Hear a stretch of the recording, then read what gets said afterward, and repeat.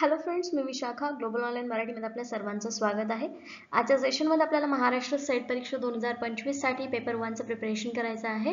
Unit आपण research aptitude start केलेला आहे आणि लेक्चर सेकंड आहे. आणि सेकंड लेक्चरमध्ये आपण रिसर्च ॲप्टिट्यूडमधला रिसर्च इथिक्स, संशोधन नैतिकता हा टॉपिक बघणार आहोत. छोटा टॉपिक आहे आणि आजच्या एका सेशनमध्ये तो कंप्लीट होऊ शकतो. तो आज कंप्लीट करणार आहोत. जसे की आपल्याला माहिती आहे की सेट एक्झामची इंटरिम आन्सर की आलेली आहे, तर त्या इंटरिम आन्सर कीवरून तुम्हाला आता समजलं असेल की ही प्रिपरेशन कंटिन्यू ठेवायची की परत म्हणजे ही एक्झाम तुम्ही क्रॅक केलेली आहे हे तुम्हाला त्याच्यावरून लक्षात येणार आहे इंटरिम आन्सर कीवरून. पण ज्या स्टुडंट्सनी ही एक्झाम क्रॅक केलेली नाही आहे किंवा ज्यांना कमी मार्क्स आलेले आहे, ज्यांना प्रिपरेशन कंटिन्यू ठेवायचं आहे, त्यांच्यासाठी पेपर 1 साठी एक फुल कोर्स आम्ही घेऊन आलो आहोत. ज्या फुल कोर्समध्ये आम्ही तुम्हाला देणार आहोत संपूर्ण अभ्यासक्रम मॉक टेस्ट, संपूर्ण अभ्यासक्रम notes, video lectures plus live lectures and PYQs. हा फुल सेट असणार आहे फुल कोर्ससाठी, जो तुम्हाला मॅक्झिमम स्कोर करण्यासाठी हेल्प करेल. ज्याची फीस आहे 3500 रुपीज आणि डिस्काउंट देऊन तुम्हाला ही फीस होणार आहे 2500 रुपये. फक्त इकडे दिलेल्या व्हॉट्सअप मला मेसेज करून तुम्ही लगेच कोर्सला जॉईन होऊ शकता किंवा प्ले स्टोअरवरून ग्लोबल ऑनलाईन नावाचं ॲप डाउनलोड करून तुम्ही तिकडे जॉईन होऊ शकता किंवा या वेळेआधी तुम्ही लगेचच कोर्सला जॉईन होऊ शकता. ठीक आहे. जी न्यू बॅच आहे ती लवकरच स्टार्ट होते आहे, तो आपलं एनरोलमेंट करून घ्या जेणेकरून टाइम वेस्ट नको व्हायला आपल्या नेक्स्ट एक्झामच्या प्रिपरेशनसाठी. पेपर 1 प्रमाणेच पेपर 2 साठी देखील एक फुल कोर्स आम्ही आणलेला आहे, ज्यामध्ये संपूर्ण अभ्यासक्रम मॉक टेस्ट, संपूर्ण अभ्यासक्रम notes, video lectures plus live lectures, PYQs आणि पेपर 1 फुल कोर्स याच्यामध्ये मिळणार आहे. म्हणजे पेपर 2 सोबतच पेपर 1चा फुल कोर्स याच्यामध्ये मिळतोय. इकडे सब्जेक्ट लिस्ट दिलेली आहे. या सब्जेक्ट लिस्टमध्ये जे जे सब्जेक्ट्स अवेलेबल आहेत त्या सगळ्या सब्जेक्टसाठी तुम्हाला फुल कोर्स अवेलेबल आहे, ज्याची फीस आहे 10,000 रुपीज. डिस्काउंट करून याची 10,000 रुपीज फीस होत आहे. सेम प्रोसिजर आहे. दिलेल्या व्हॉट्सअप नंबरला मेसेज करा किंवा प्ले स्टोअरवरून ग्लोबल ऑनलाईन ॲप डाउनलोड करून तिकडून कोर्सला जॉईन हो. सो लगेचच प्रिपरेशनला स्टार्ट करा without any wasting a time. So let's start with the session. What is research ethics? Research ethics म्हणजे काय? नैतिक रिसर्च नैतिकता म्हणजे काय? Ethics are the set of rules that govern our expectation of our own and others behavior. म्हणजे research करताना किंवा संशोधन करताना एखाद्या व्यक्तीने कसं वागलं पाहिजे यासाठीचे रूल्स केलेले असतात, रूल्स सेट केलेले असतात, त्यांना आपण काय म्हणू शकतो? इथिक्स म्हणू शकतो. ठीक आहे. पर्टिक्युलर आपण आपल्या सोसायटीमध्ये पण बिहेवियर कसं असतं त्याला ते काय असतात, त्याला आपण इथिक्स म्हणतो. ठीक आहे. त्याचप्रमाणे रिसर्च मध्ये जे इथिक्स ठरवून दिलेले आहेत त्यांना आपण रिसर्च इथिक्स असं म्हणतो. Research ethics are the set of ethical guidelines that guides us on how scientific research should be concluded and disseminated. Okay. काय म्हटलेलं आहे? रिसर्च इथिक्स म्हणजे काय हे पण एक गाइडलाइन आहे. सायंटिफिक रिसर्च कसा असला पाहिजे किंवा कसा तयार केला पाहिजे यासाठीची गाइडलाइन आहे. Okay, research ethics govern the standards of conduct for scientific researchers. It is a guideline for responsibly conducting research. काय म्हटलं जातं? तुमचा जो रिसर्च आहे तो तुम्ही रिस्पॉन्सिबली पार पाडायचा आहे आणि त्यासाठी किंवा त्या प्रतीचा हा रिसर्च तयार होण्यासाठी या प्रॉपर गाइडलाइन तुम्हाला फॉलो करणं गरजेचं आहे. Okay. Research that implicates human subjects or contributors distinct with and multifaceted ethical, legitimate, communal and administrative concern. तर या इथिक्स मध्ये वेगवेगळ्या बाजू आहेत, वेगवेगळ्या बाजूंनी हे इथिक्स बघितले जातात. ते इथिक्स काय काय आहेत किंवा ते इथिक्स पाळणं म्हणजे काय करायचं आहे नेमकं तुम्हाला ते आपल्याला पुढे समजेल. Okay. Research ethics is unambiguously concerned in the examination of ethical issues that are appraised when individuals are involved as participants in the study. ठीक आहे. स्वतः व्यक्तिगत जेव्हा एखादा व्यक्ती आपल्या एक्सपेरिमेंट मध्ये किंवा एखादी एक्झाम असते त्या एक्झाम मध्ये चाचणीमध्ये स्वतः काम करत असतो तेव्हा त्याला ह्या पाळाव्या लागतात. ठीक आहे. इथिक्स पाळाव्या लागतात, रिसर्च इथिक्स पाळाव्या लागतात. Okay.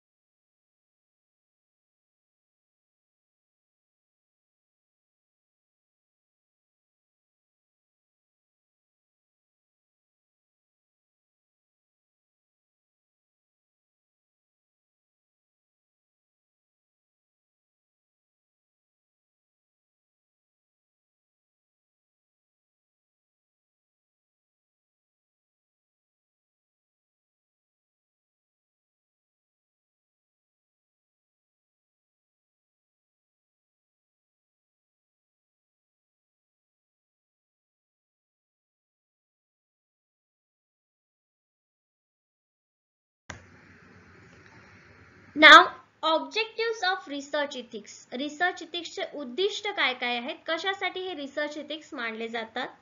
The first and comprehensive objective. ठीक आहे, पहिला आणि महत्वाचा ऑब्जेक्टिव्ह कुठला आहे, to guard protect human participants the dignity rights and welfare. ठीक आहे, एखाद्या व्यक्तीची जो व्यक्ती मानव व्यक्ती जो आहे पार्टिसिपेंट करतोय त्याच्यामध्ये, त्यांच्याविषयी डिग्निटी, ठीक आहे, त्यांचे हक्क आणि त्यांचं वेलफेअर म्हणजे त्यांचं कल्याण जपण्यासाठी हे इथिक्स आपल्याला पाळायचे असतात. ठीक आहे, कशा प्रकारे बघा, आता तुम्ही एखाद्या व्यक्तीने रिसर्च केलेला आहे, तो रिसर्च तुम्ही जसाच्या तसा कॉपी केला आणि तुमच्या नावावर प्रेझेंट केला. ठीक आहे, हे अनइथिकल आहे. ठीक आहे, दुसऱ्याची वस्तू कॉपी करून देणं आणि त्याबद्दल तुम्हाला नवीन नवीन अवॉर्ड्स मिळाले तर त्या दुसऱ्या व्यक्तीवरती ज्यांनी हा रिसर्च केला होता त्याच्यावरती होणारा हा अन्याय आहे. राईट, सो त्या व्यक्तीची डिग्निटी तिथे मिळणार नाही. ठीक आहे, म्हणजे त्याला त्याचे राईट्स तिथे मिळणार नाहीत, त्याचं कल्याण न होतं दुसऱ्याचं कल्याण होईल. मग हे ह्युमन राईट्स किंवा ह्युमनच्या बाबतीत होणारा एक अन्याय आहे आणि तो प्रोटेक्ट करण्यासाठी आपल्याला इथिक्स म्हणजे रिसर्च इथिक्स पाळावे लागतात. ठीक आहे, जर त्या व्यक्तीची इन्फॉर्मेशन ॲज अ रेफरन्स आपण वापरली असेल तर त्यांना तिथे काय द्यावं लागेल, त्याचं क्रेडिट द्यावं लागेल. राईट, जे आपण सायटेशन किंवा रेफरन्सिंग लिस्ट मध्ये त्यांचं नाव लिहितो ते आपल्याला करावं लागेल. सो हे होऊ नये, अन्याय होऊ नये यासाठी त्या व्यक्तींची डिग्निटी किंवा वेलफेअर राईट्स हे प्रोटेक्ट करणं आपलं इथिक्सचा एक ऑब्जेक्टिव्ह आहे. ओके, उद्देश आहे. त्याच्यानंतर सेकंड ऑब्जेक्टिव्ह काय आहे, to make sure that research is directed in a manner that assist welfares of persons, groups और सिव्हिलायझेशन ॲज अ होल. ठीक आहे, रिसर्च दुसरा ऑब्जेक्टिव्ह दुसरं उद्दिष्ट काय आहे आपलं, सगळ्या लोकांचं कल्याण करणं. ठीक आहे, ग्रुप्स असू दे, एखाद्या व्यक्ती असू दे किंवा एखादा नगर किंवा छोटासा विलेज किंवा एखादा पर्टिक्युलर जमात असू दे, त्या सगळ्यांचं कल्याण करणं हा पण आपला एक ऑब्जेक्टिव्ह आहे, आपल्या रिसर्चचा उद्देश आहे. ठीक आहे, त्याच्यानंतर थर्ड पॉइंट किंवा थर्ड ऑब्जेक्टिव्ह काय असू शकतो, the third objective to inspect particular research events and schemes for their ethical reliability. Particular event आपण किंवा स्कीम काय म्हणतो, योजना आखतो कशासाठी, सगळ्या गोष्टी विश्वासार्ह होण्यासाठी. Okay, considering issues such as controlling risk, protection of the privacy and progression of informed consent. ठीक आहे, जो डेटा तुम्ही गोळा करता त्याच्यामध्ये वेगवेगळ्या व्यक्तींची इन्फॉर्मेशन असते. ठीक आहे, ते इन्फॉर्मेशन दुसऱ्यांना पुरवणं म्हणजे आणि त्याचा गैरवापर करणं हे सुद्धा काय आहे, अनइथिकल आहे. सो असं होऊ नये किंवा ज्या व्यक्तीने इन्फॉर्मेशन दिले त्यांना कुठल्याही प्रकारचा धोका किंवा अनसिक्युरिटी वाटू नये यासाठी हे रिसर्च इथिक्स असतात. ओके, तुम्हाला आणखी काय वाटतं, काय उद्देश असू शकतात आपल्या रिसर्च इथिक्स पाळण्यामागे.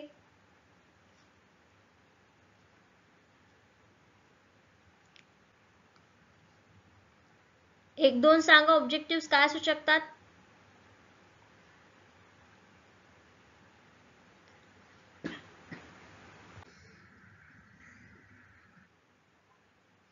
ठीक आहे, मराठीमध्ये बघा, पहिलं सर्वसमावेश उद्दिष्ट काय आहे, मानवी सहभागांचे संरक्षण किंवा रक्षण.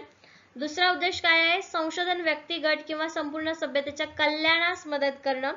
ठीक आहे, तिसरा उद्देश नियंत्रण, जोखीम, गोपनीयतेचे संरक्षण. ठीक आहे, लक्षात राहतील उद्दिष्ट, हे 3 उद्दिष्ट आहेत. त्या उद्दिष्टांवरून तुम्हाला लक्षात ठेवायचं की काय काय उद्दिष्ट लक्षात ठेवून आपल्याला रिसर्च इथिक्स पाळले गेले पाहिजेत. ओके, आता advantage of research ethics. Research इथिक्सचं महत्त्व काय आहे किंवा त्याचे फायदे काय आहेत रिसर्च इथिक्स पाळण्याचे किंवा रिसर्च इथिक्सचे. फर्स्ट पॉइंट आहे, research ethics promote the AIIMS of research. आपल्या रिसर्चचं ध्येय काय आहे, एम काय आहे, हे ॲडव्हान्टेज आपल्याला सांगता येतात रिसर्च इथिक्स पाळून. Okay, it increases trust among the researchers and respondents. ठीक आहे, हे रिसर्च इथिक्स जे आहेत, जे रिसर्च इथिक्स पाळतात, नैतिकता पाळतात, नीतिशास्त्र पाळतात, त्यांच्यामुळे जो रिसर्च करणारा व्यक्ती आहे आणि त्याला रिस्पॉन्ड करणारा व्यक्ती आहे म्हणजे उत्तरदाता आहे, त्या दोघांमध्ये एक ट्रस्ट, विश्वास निर्माण होतो या रिसर्च इथिक्समुळे. ठीक आहे, एखाद्या व्यक्तीला जर तुम्ही इन्फॉर्मेशन विचारायला गेलात फॉर रिसर्च, तर तो व्यक्ती नक्कीच विश्वासाने तुम्हाला इन्फॉर्मेशन देतो, कारण तुम्ही रिसर्च करता आहात म्हणजे नक्कीच नैतिकता पाळत आहात या हेतूने. ठीक आहे. सो हा ट्रस्ट बाळगण्यासाठी किंवा ट्रस्ट निर्माण होण्यासाठी रिसर्च इथिक्स आवश्यक आहे. Then it is important to other to ethical principles in order to protect the dignity, rights and welfare of research participants. ठीक आहे. रिसर्च पार्टिसिपेंट जे आहेत, रिसर्च मध्ये भाग घेणारे लोक आहेत, त्यांच्याशी व्यवस्थित म्हणजे ज्या सगळ्या गोष्टी आहेत त्यांची डिग्निटी प्रोटेक्ट करणं, राइट्स वेलफेअर प्रोटेक्ट करणं, या गोष्टी या रिसर्च इथिक्स मध्ये येतात आणि त्यामुळे तुमच्या रिसर्च मध्ये आपोआपच व्यक्ती समावेश होतात. ठीक आहे, समाविष्ट होतात. Then researchers can be held accountable and answerable to their actions. ठीक आहे. रिसर्च इथिक्स मुळे तुम्ही काय असतात, तुम्हाला जे मिळालेले तुम्ही जे ऍक्शन केलेले आहेत त्याच्यावरती तुम्ही आन्सरेबल असतात. ठीक आहे. त्याच्यासाठी तुम्हाला कुठलीही गोष्ट चुकीची करायची नसते. इथिकल मार्गानेच तुम्हाला सगळी इन्फॉर्मेशन घ्यायची असते, सगळे त्याच्यावरती कार्य करायचं असतं, ऍक्शन करायचे असते. Okay. Ethics promote social and moral values. अजून काय फायदा आहे रिसर्च इथिक्सचा, की रिसर्च इथिक्स हे सामाजिक आणि महत्वाचे, मोरल म्हणजे काय म्हणू शकतो आपण, येस, काहीतरी बोध येणं त्याच्यातून. ठीक आहे.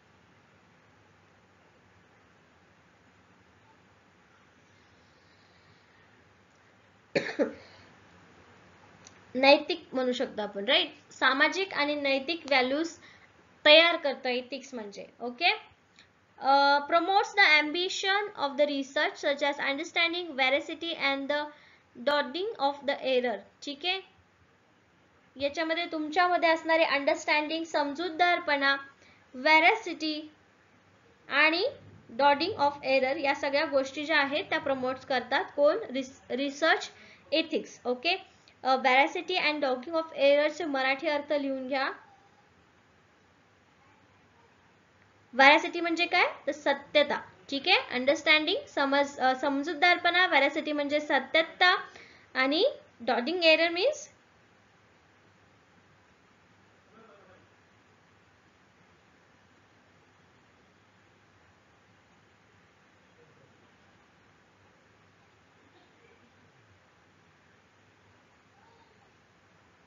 चकमा देणे, त्याला आपण मराठीत म्हणू शकतो. ओके.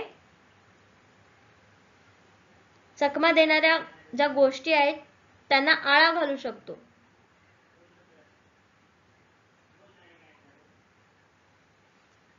तशा प्रकारे या गोष्टी प्रमोट करतात research ethics. Okay. Then ethical standards uphold the values that which'll to cooperative works. जे लोक एकमेकांना सहाय्य करून काम करतात त्यांच्यासाठी ह्या गोष्टी किंवा या व्हॅल्यूज ज्या आहेत त्या खूप महत्त्वपूर्ण काम करतात. such as belief, answerability, mutual respects and impartiality. Okay. विश्वास, लोकांना उत्तरदायित्व किंवा स्वतःमध्ये अंडरस्टँडिंग असणं किंवा सेल्फ रिस्पेक्ट असणं. ठीक आहे. एकमेकांबद्दल रिस्पेक्ट असणं, या गोष्टींबद्दल काय होतं, एक स्टँडर्ड तयार होतो. कशामुळे, आपल्या रिसर्च इथिक्समुळे. Okay. ethical norms in research also aid to construct public upkeep for research. Peoples are more likely to trust a research project if they can trust the worth and reliability of the research. Okay. Research वरती विश्वास ठेवतात लोक, कारण जर त्यांच्यामध्ये ही मूल्य असतील तर. ठीक आहे. संशोधन नैतिकता संशोधनाच्या उद्दिष्टांना प्रोत्साहन देते. त्यांच्यामुळे संशोधक आणि प्रतिसाद यांच्यात विश्वास वाढतो. संशोधन सहभागीच्या सन्मानांचे, अधिकारांचे आणि कल्याणाचे रक्षण करण्यासाठी नैतिक तत्वांचं पालन करणं महत्त्वाचं आहे. ठीक आहे. संशोधकांना त्यांच्या कृतीसाठी जबाबदार धरले जाऊ शकतं, त्यामुळे हे नीतिशास्त्र पाळणं खूप गरजेचं आहे. त्याच्यानंतर जर चुकीची गोष्ट काही पुढे आली तर या नीतिशास्त्राच्या माध्यमातून त्यांना शिक्षा करू शकतो. ओके. नैतिकता सामाजिक आणि नैतिक मूल्यांना प्रोत्साहन देते. संशोधनाच्या महत्वाकांक्षांना प्रोत्साहन देते, जसे की समजून घेणे, सत्यता आणि त्रुटी दूर करणे, या गोष्टी ज्या आहेत त्यांना प्रोत्साहन करतात. ओके. कुठल्या नीतिशास्त्राचे फायद्यामध्ये नैतिक मानके, विश्वास, उत्तरदायित्व, परस्पर आदर आणि निपक्षपातीपणा यासारख्या सहकारी कार्यासाठी महत्त्वाच्या असलेल्या मूल्यांचे समर्थन करतात आणि संशोधनातील नैतिक नियम संशोधनासाठी सार्वजनिक देखभाल तयार करतात, मदत करतात. म्हणजे ते एकमेकांना हेल्प करतात, रिसर्च मध्ये हेल्प करतात, म्हणजे तिथे सहकार भावना सुद्धा निर्माण होते. आणि हे कशामुळे होते तर आपल्या रिसर्च इथिक्समुळे. ओके, जर ते संशोधनाच्या मूल्यांवर आणि विश्वासार्हतेवर विश्वास ठेवू शकत असतील तर लोक संशोधन प्रकल्पावर विश्वास ठेवण्याची अधिक शक्यता ठेवतात. जेवढा विश्वास निर्माण होईल तेवढा जो आपला रिसर्च आहे विश्वसनीय होणार आहे. Okay, clear? काय काय बघितलं आपण आतापर्यंत? What is research, research objectives and advantage of research ethics. Okay, clear इथपर्यंत?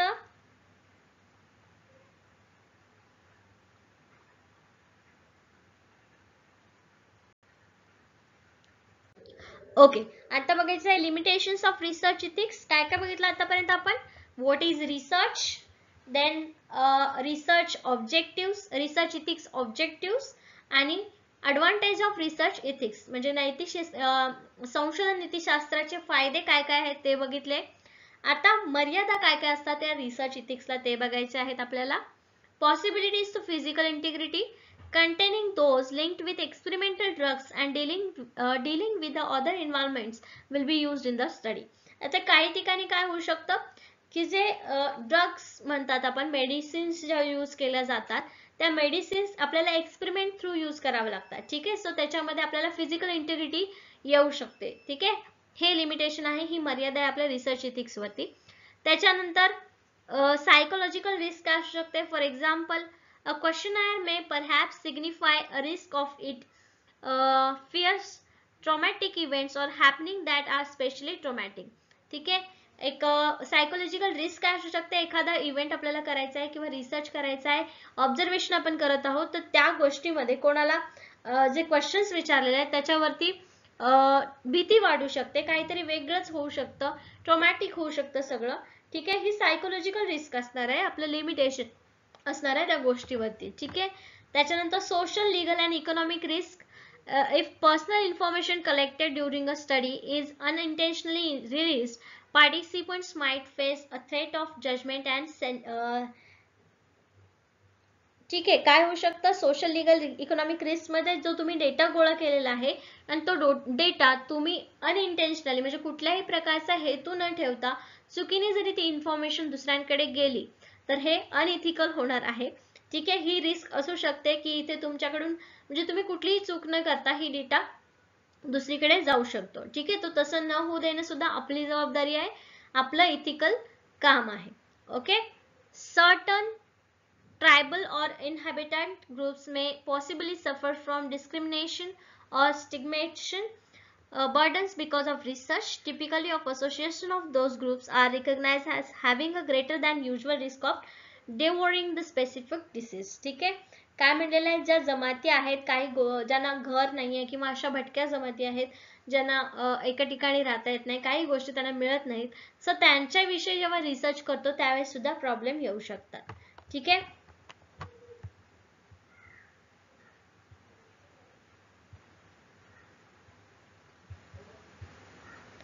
ओके.